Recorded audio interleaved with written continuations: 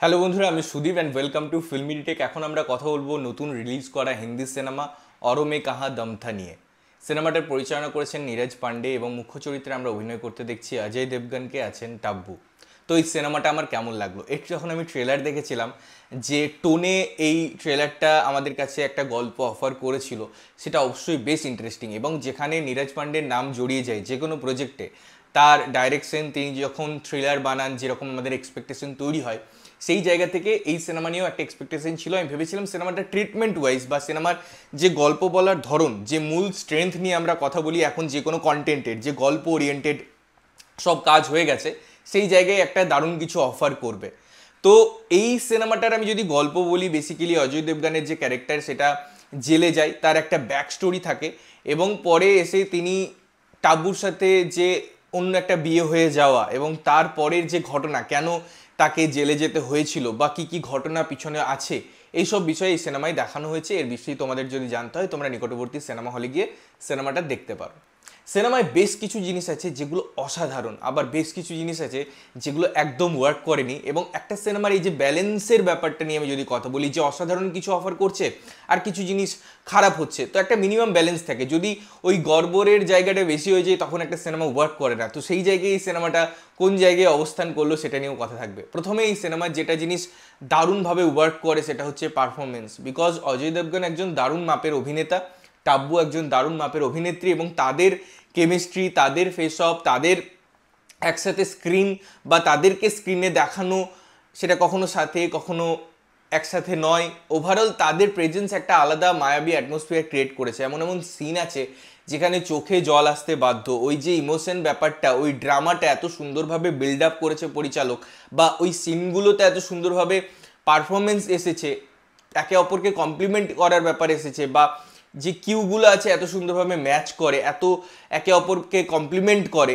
পুরো জিনিসটা দারুণভাবে একটা মায়াবী অ্যাটমসফিয়ার নেয়। এবং তার সাথে সাথে মিউজিক, তার সাথে সাথে কালার গ্রেডিং, টেকনিক্যালিটি সব মিলিমিশে যে গ্র্যান্ডারটা ক্রিয়েট হয় বড় পর্দায়, যেটা দেখতে বেশ ভালো লাগে।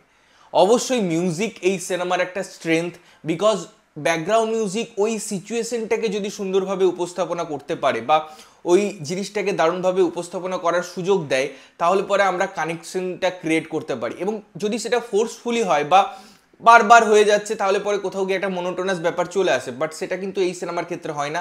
সিচুয়েশন ওয়াইজ মিউজিকগুলো খুব সুন্দরভাবে প্ল্যান করা হয়েছে, ডিজাইন করা হয়েছে, যার ফলে ওভারঅল ওই ইম্প্যাক্টটা কিন্তু দেয়। অবশ্যই এখানে যে আদার্স জিনিসগুলো আছে, লাইক আমি যদি তার সিন প্রেজেন্সের কথা বলি, তার শর্ট ডিভিশন ওয়াইজ সেই সিচুয়েশনটাকে ক্যারি করার কথা বলি, বা আমি যদি ক্যামেরার কাজের কথা বলি, তার সিনেমাটোগ্রাফির কথা বলি, কালার গ্রেডিংয়ের কথা বলি, সেগুলো দারুণ। একটা ভালো কাজ, টাইম নিয়ে কাজ দেখতে যেমন ভালো লাগে, সেরকম কিছু আমাদের জন্য অফার করে। বাট তাছাড়া এই সিনেমাটা কিন্তু আরও অনেক জিনিস আছে যেগুলোর জন্য ভালোভাবে ওয়ার্ক করে না ফাইনাল প্রোডাক্ট হিসাবে, এবং সেটার জন্য মেন রিজন হচ্ছে গল্প এবং তার স্ক্রিন প্লে। কারণ একটা গল্পই এখন একটা সিনেমার স্ট্রেংথ। সেখানে যদি নীরজ পান্ডের মতো পরিচালক আসছেন বা তিনি গল্প তৈরি করছেন, তখন তার মধ্যে টার্ন অ্যান্ড টুইস্টগুলো বা যে সারপ্রাইজ এলিমেন্ট তিনি ডিজাইন করেছেন অডিয়েন্সের জন্য, সেটা যদি স্ট্রং না হয়, সেটা যদি কোথাও গিয়ে প্রেডিক্টেবল হয়ে যায়, পুরো গল্পটাই যদি একটা ফ্ল্যাট প্রেজেন্টেশন হয়, তাহলে পরে অডিয়েন্স হিসাবে অবশ্যই খারাপ লাগে। এবং একজন এমন ক্রিয়েটার যার কাছ থেকে আমরা এত ভালো ভালো কাজ পেয়েছি, তার কাছ থেকে যখন এই একটা রোমান্টিক গল্প, একটা ফিল গুড বা এই জনারটার এক্সপ্লোর করার কথা আসে, সেখানে যদি গল্পটাই সেই স্ট্রেংথটা না দেয়, তাহলে পরে অন্যান্য এলিমেন্টগুলো তখন সাব লেয়ারে চলে আসে, সেগুলো জাস্ট টুকরো টুকরো ইনসিডেন্ট মনে হয় আমাদের কাছে। ওভারঅল জার্নিটা আমরা যদি এনজয় না করতে পারি, কিছু কিছু স্টপেজে আমাকে সুন্দর কিছু জিনিস অফার করা হলো, আলটিমেটলি ডেস্টিনেশনটা সুন্দর হয় না। এবং এই সিনেমার ক্ষেত্রে কিন্তু তাই হয়েছে। এই সিনেমাটা ওভারঅল আমাদের সেই জার্নিটার মধ্যে নিয়ে যেতে পারে না, সেই গল্পটা আমাদের মধ্যে ধরে রাখতে হেল্প করতে পারে না, বিকজ তার পুওর স্ক্রিন প্লে। এই স্ক্রিন প্লেতে আরও অনেক কিছু অ্যাড করা যেতে পারতো, চাইলে আরও সাবলেয়ার অ্যাড করা যেতে পারতো, বাট সেটা কিন্তু হয় না, যেটার জন্য এই সিনেমাটা একদম মুখ থুবড়ে পড়ে। এবং আমি যেমন বলছি, শুধুমাত্র অজয় দেবগন বা টাব্বু নয়, এখানে প্রত্যেকটা চরিত্র তাদের বেস্ট অফার করেছে, তাদের বেস্ট প্রেজেন্টেশন তুলে ধরেছে।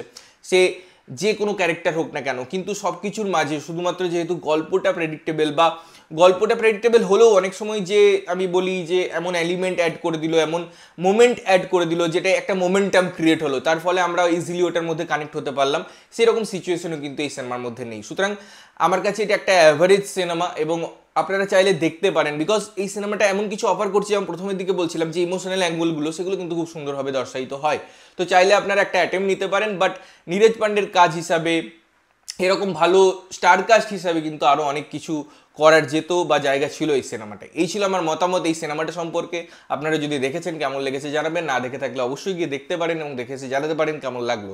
ততক্ষণের জন্য ভালো থাকবেন, সুস্থ থাকবেন এবং সবসময় ভালো জিনিস দেখবেন। চ্যানেল যদি প্রথমবার দেখছেন লাইক কমেন্ট শেয়ার করতে হবে, সাবস্ক্রাইব করতে হবে যাতে প্রত্যেক নোটিফিকেশন আপনাদের কাছে পৌঁছায়। দেখা হচ্ছে অন্য কোনো ভিডিওতে, ততক্ষণের জন্য টাটা।